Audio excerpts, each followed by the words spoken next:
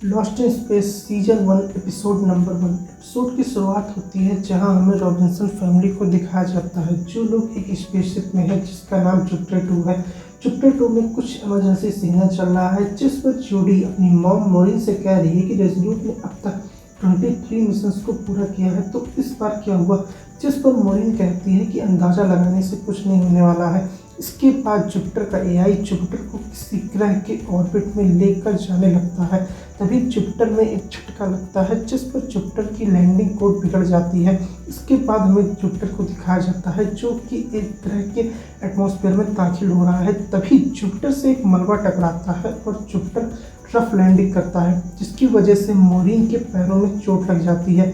इसके बाद सभी लोग टॉप हैच की ओर जाते हैं पर टॉप हैच जाम होने की वजह से पूरा नहीं खुलता, जहाँ से केवल विल ही निकल पाता है। बाकी सभी लोग जुपिटर के साइड हैच से बाहर आते हैं। तब हम देखते हैं कि जुपिटर ने ग्लेशियर्स पर लैंडिंग की है। इसके बाद हमें और भी कई जुपिटर्स को दिखाया जाता है जो इसी ग्रह पर लैंड हुए हैं। सभी लोग जुपिटर से बाहर आते हैं लेकिन जुपिटर की लैंडिंग की वजह से निकली गर्मी से बर्फ पिघलने लगती है और पानी जुपिटर में भरने लगता है और जुपिटर पूरी तरीके से पानी में डूब जाता है। इसके बाद हमें एक फ्लैशबैक दिखाया जाता है जहां हम रॉबिन्सन फैमिली को एक साथ क्रिसमस सेलिब्रेट करते हुए देखते हैं। तभी न्यूज़ में दिखाया जा रहा है कि एक एस्टेरॉयड धरती की ओर आ रहा है जिसे क्रिसमस स्टार कहा जा रहा है। इसके बाद हम देखते हैं कि मॉरिन को चोट लगने की वजह से उसके पैर की हड्डी टूट गई है। इसके बाद मॉरिन अपने सूट का हेलमेट को उतार देती है जिस पर जॉन उसे रोकता है कि हमने एटमॉस्फेयर को अभी टेस्ट नहीं किया है, जिस पर मॉरिन उसे उसके सूट में डैमेज दिखाते हुए कहती है कि अगर एटमॉस्फेयर में कोई भी गड़बड़ी होती तो अब तक वो मर चुका होता। इसके बाद सभी लोग अपना हेलमेट उतार देते हैं। इसके बाद पेनी और जुपिटर से कांटेक्ट करने की कोशिश करती है पर कोई भी रेंज में नहीं आता है। साथ ही हम देखते हैं कि रॉबिन्सन फैमिली के बीच में कुछ टेंशन चल रही है। इसके बाद एक और शिप को हम लैंड करते हुए देखते हैं जो एक चट्टान से टकरा जाता है। पेनी कहती है क्या ये भी एक जुपिटर था, जिस पर विल कहता है कि अगर ये जुपिटर होता तो इसका रॉकेट फ्यूल लाल होता जबकि इसका कलर वाइट था।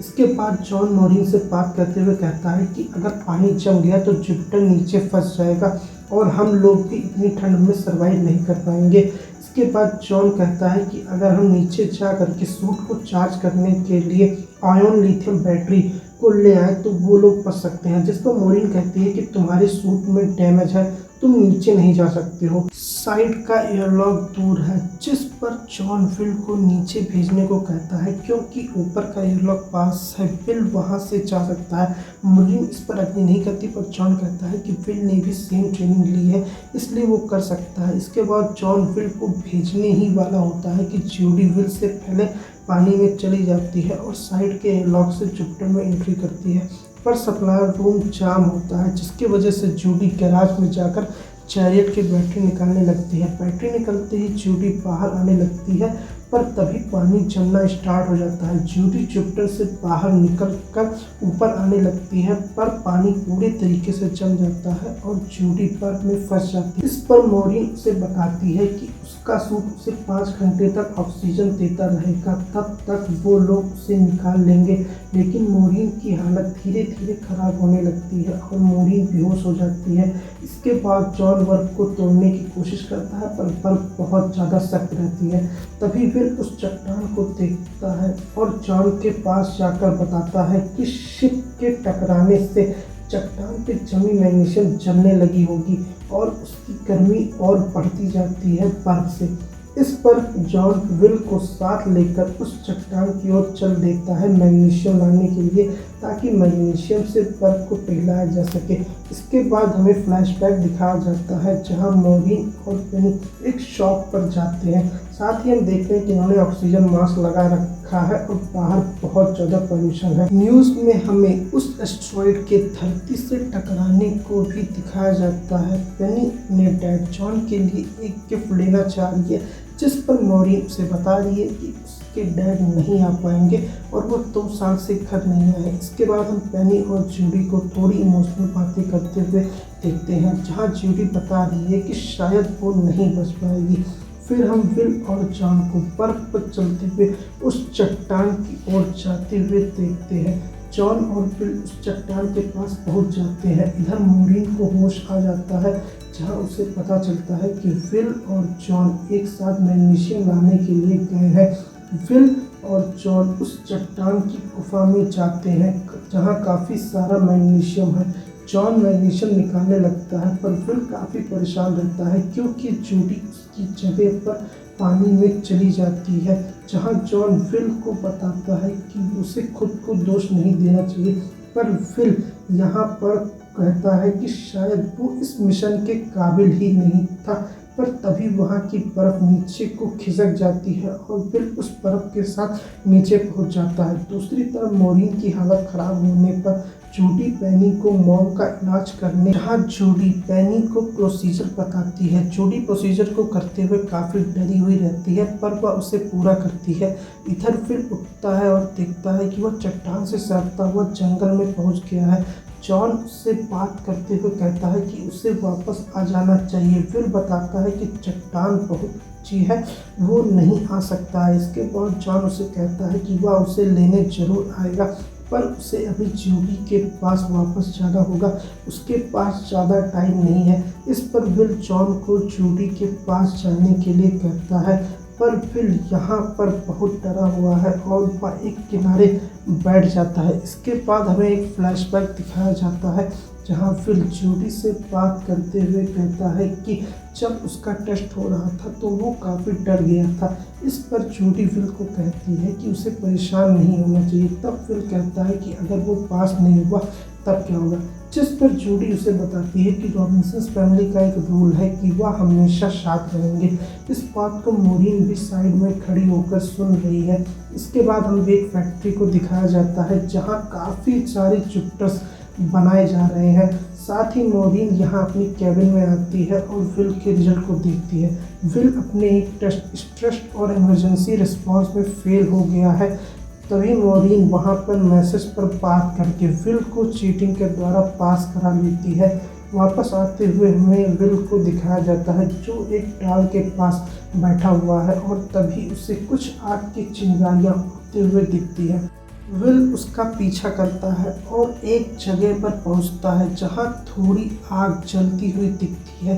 यहाँ फिर अपने रेडियो से कांटेक्ट करने की कोशिश करता है, पर तभी उससे एक आवाज़ सुनाई देती है। फिर आगे जाता है, तभी उसे एक एलियन शिप दिखाई देती है जो जुपिटर से बहुत ज़्यादा अलग है। यहाँ फिर एक वीडियो रिकॉर्ड करते हुए स्पेसशिप के पास जाता है, तभी उसे जंगल से एक आवाज़ आती है। फिर जंगल की ओर देखता है तो उसे एक एलियन रोबोट दिखता है। विल उसे देखकर घबरा जाता है और भागने लगता है। रोबोट उसका पीछा करता है। विल रोबोट को आता देखकर एक पेड़ पर चढ़ जाता है। तभी रोबोट का आधा हिस्सा जो उसी पेड़ पर रहता है विल पर पीछे से अटैक कर देता है और विल पेड़ पर एक किनारे फंस जाता है और हम देखते हैं कि रोबोट का आधा हिस्सा पेड़ की डाल के किनारे फंसा रहता है और आधा हिस्सा नीचे। दूसरी तरफ जॉन वापस आ जाता है। मॉरीन जॉन से विल के बारे में पूछती है। जॉन उसे बताता है कि विल सेफ है, वो दोनों अलग हो गए थे और वह एक समय पर अपने एक ही बच्चे को बचा सकता था। वह जूडी को बचाने के बाद विल को लेने के लिए जाएगा।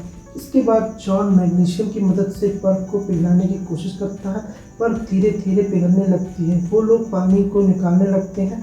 यहाँ पर मॉरीन और जॉन की बातें होती हैं और हमें एक और फ्लैशबैक दिखाया जाता है जहाँ मॉरीन जॉन से बच्चों की कस्टडी के लिए उसे पेपर भेजती है, जिस पर जॉन काफ़ी परेशान रहता है। मॉरीन उससे कहती है कि वह बच्चों को पहले ही छोड़ चुका है, ये तो बस एक फॉर्मेलिटी है। वापस आते हैं जहां हमें विल को दिखाया जाता है जो पेड़ पर फंसा है। तभी हम देखते हैं कि आग की लपटें बढ़ती हुई जंगल में विल की तरफ आ रही है। तभी हमें एक बटरफ्लाई दिखती है जो पहले विल पर आकर बैठती है और फिर रोबोट के हाथों पर जाकर बैठती है। रोबोट जब बटरफ्लाई को देखता है तो उसके चेहरे पर चलने वाली लाइट्स में थोड़ा बदलाव आता है, जैसे कि उसके इंप्रेशंस बदल रहे हों।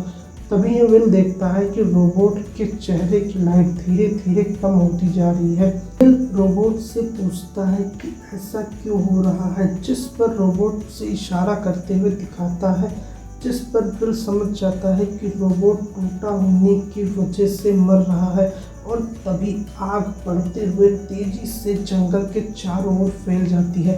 इधर जॉन, मॉरीन और पेनी बर्फ को पिघलाकर पानी निकालते रहते हैं कि तभी वहां पर तेज हवा चलने लगती है और थोड़ी ही देर में बारिश स्टार्ट हो जाती है, जिस पर जूडी के ऊपर फिर से पानी भरने लगता है। टेम्परेचर गिरने की वजह से पानी बर्फ में जमने लगता है। जॉन मैग्नीशियम जलाने की कोशिश करता है पर बारिश की वजह से वो भी जलना बंद हो जाती है। इधर विल चारों ओर आग की वजह से पेड़ पर फंसा रहता है।